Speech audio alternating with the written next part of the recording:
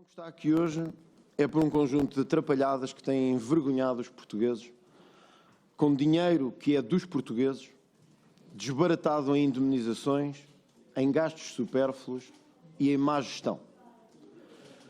Por isso, eu não sei quem lhe preparou esta intervenção, mas não é certamente uma intervenção para um putestativo apresentado por um partido que quer saber sobre o pagamento de indemnizações na TAP.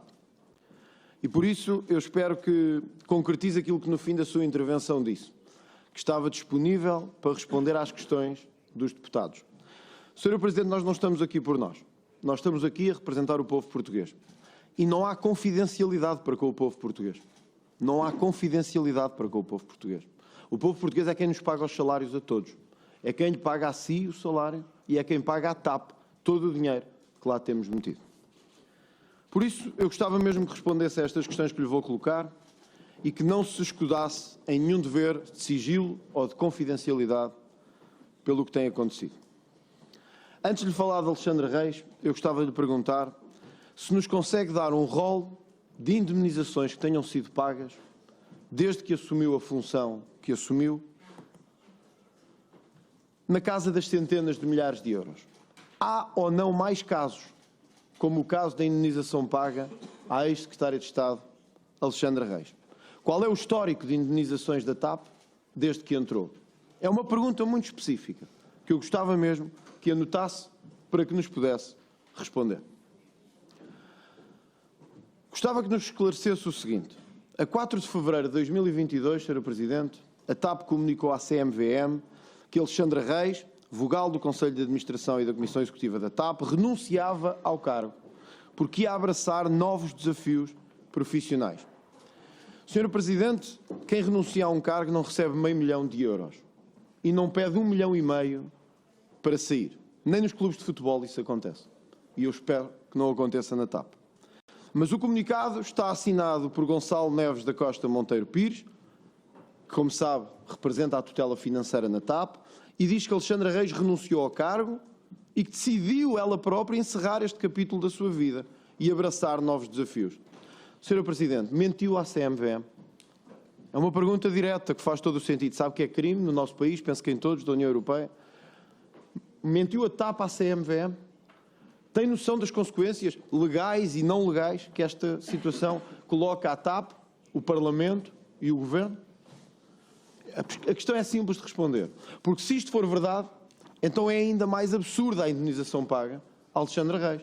Uma vez que ela decide sair por si própria, vai para uma nova empresa pública também e recebe uma indemnização de meio milhão. É absurdo. Gostava de lhe perguntar, neste rol histórico, e gostava que me respondesse de verdade, se é verdade uma denúncia que recebemos, de que o presidente do Sindicato dos Mecânicos de Aviões se demitiu por razões pessoais da TAP, tendo recebido também uma indemnização na ordem dos 100 mil euros. É que, Sr. Presidente, começa a parecer que na TAP é uma espécie de bordel de indemnizações, em que toda a gente sai por sua vontade e recebe indemnizações milionárias. Torna-se o melhor emprego em Portugal. E eu acho que o Sr. Presidente hoje tem o dever perante os portugueses de esclarecer isso. Sr. Presidente, como isto não é pergunta-resposta, espero que me responda também a isto. Quando decidiram afastar ou demitir ou aceitar a demissão de Alexandre Reis, falou com Fernando Medina, Ministro das Finanças, ou com Pedro Nuno dos Santos, antigo Ministro das Infraestruturas? Quem no Governo é que foi contactado pela TAP, que até hoje não sabemos, antes do pagamento de uma indemnização de meio milhão de euros?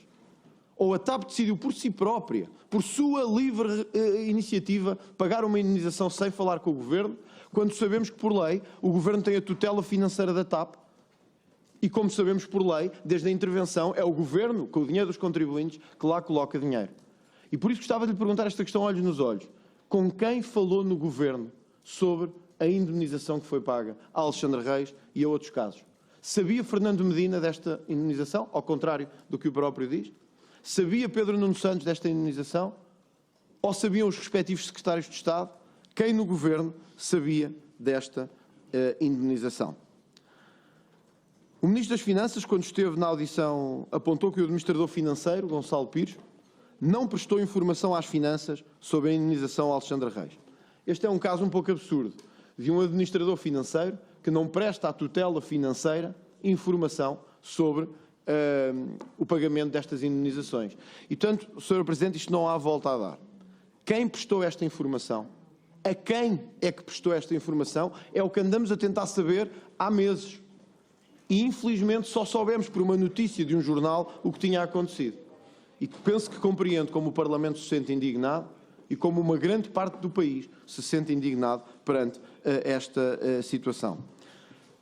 Como o tempo não é muito, e eu tenho duas questões para fazer sobre isto, eu gostava de perguntar se é verdade que o Alexandre Reis saiu.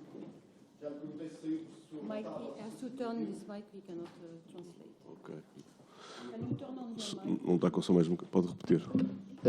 Já lhe tinha perguntado se Alexandre Reis saiu por sua vontade ou se saiu por vontade da TAP. O que lhe pergunto é, independentemente de quem foi, quais foram as razões que levaram à saída de Alexandre Reis da TAP? Porque há de compreender que é muito estranho para os partidos políticos saberem que alguém que não serve para a TAP serve para outra empresa de navegação aérea e que serve para ser secretário de Estado uns meses depois. Penso que compreende isso. Por fim, Sr. Presidente, vou terminar, que sei que o tempo está mesmo a terminar. Eu gostava de lhe perguntar, honestamente, se compreende a indignação dos portugueses perante esta situação, ou se acha que é apenas um episódio de notícias que a queremos confrontar. E se não acha, honestamente, que no meio de tudo isto, se não tiver respostas para nos dar, está na hora de se ir embora enquanto Presidente Executiva da TAP. Obrigado. Muito obrigado, deputado André Ventura. Vou tentar, no tempo que tenho, responder na medida do possível às suas perguntas. Agradeço, Sr. Deputado, as suas perguntas. The reason, because I think just going, with the time, the reason why Alexandra Reis left the company. Porque é que Alexandre Reis saiu? Saiu por razões profissionais. Havia um desajuste com o plano de reestruturação. Houve um desalinhamento e que é importante que haja um alinhamento com a equipa. E foi essa a única razão de Alexandre Reis ter deixado a TAP.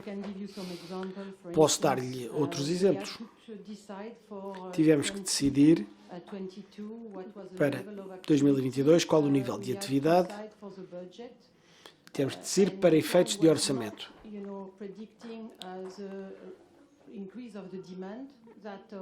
Não se previa, a IATA previa um aumento de atividade de procura e nós temos que ajustar para não perder cota de mercado e para podermos manter a nossa posição no mercado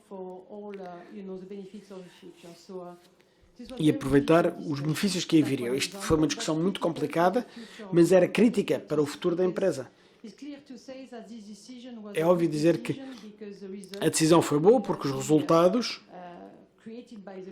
gerados pela empresa irão demonstrar que esta demonstração para aumentar a capacidade para 90%, na sequência do que fizeram as outras companhias aéreas nesta indústria, foi uma boa decisão. Mas houve um nível de risco que nós debatemos várias vezes e foi uma decisão muito difícil de tomar enquanto direção, enquanto equipa executiva. E o meu papel, enquanto membro do Comitê Executivo e CEO, é garantir que temos um plano que é bem sucedido. É um plano muito complicado, nada fácil. A companhia estava em mau estado, está muito melhor, mas ainda há muito caminho a percorrer.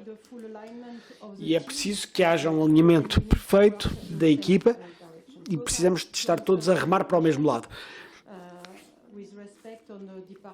Quanto à saída de Alexandre Reis, era este o motivo. Não vou comentar a sua saída da TAP e de depois ter bons desempenhos alheios, porque, no fundo, eu respeito o profissionalismo de Alexandre Reis, mas este alinhamento de estratégia nada teve a ver com o seu comentário.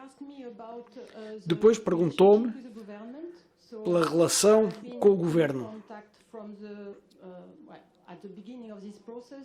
No início deste processo, eu tenho estado em contacto com o secretário de Estado das Infraestruturas, Hugo Mendes,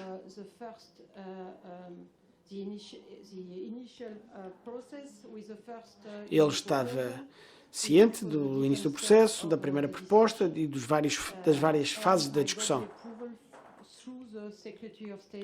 E foi o secretário de Estado da Agricultura que me deu um aval, deu a aprovação do plano. Eu concordo consigo que a concordância e o apoio dos acionistas é crítica,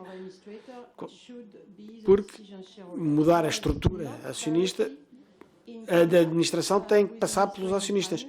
Não estive em contacto direto com o Ministério das Finanças em relação a isto. Presumi, pela forma como colaborávamos, que a proposta apresentada, que estava a haver uma coordenação com o Ministério das Finanças e o Secretário de Estado de Infraestruturas. Quanto à CMVM, a comunicação está anexa ao acordo assinado com Alexandra Reis e foi escrita palavra a palavra por um consultor externo. Nós transmitimos à CMVM o que nos foi dado pelo consultor externo, nada mais nem nada menos.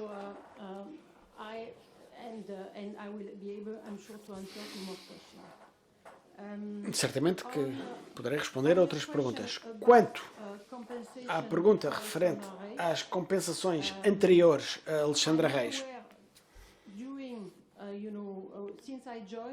desde que assumi funções, não estou ciente de qualquer compensação paga a qualquer membro do Conselho de Administração, tal como perguntou, mas sei que houve uma indemnização, uma compensação paga ao meu predecessor quando a empresa era privada ainda.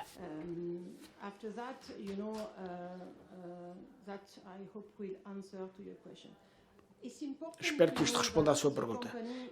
É importante que se diga que a empresa tem atravessado uma fase de reestruturação, com um plano de reestruturação, e tem havido muitas saídas ao abrigo de vários regimes. Houve despedimentos coletivos, já se gastou muito dinheiro com base num cenário concebido em 2020 e 2021. A empresa precisava de muita reestruturação e houve muitos colaboradores, muitos funcionários que saíram da empresa porque isto era necessário.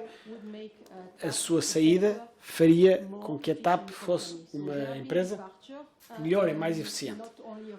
Houve saídas, lá está, não só de administrações, de administradores e de membros do Conselho de Administração, mas de colaboradores de toda a empresa desde 2020, incluindo 2022, com base no facto de eles pensarem que precisavam ou preferiam um futuro fora da empresa. Não posso comentar aqui casos pessoais, como poderá imaginar, até porque tenho um dever de confidencialidade e de respeito à privacidade, mas há muitos colaboradores e trabalhadores que decidiram sair da empresa como parte do plano de reestruturação criado em 2020.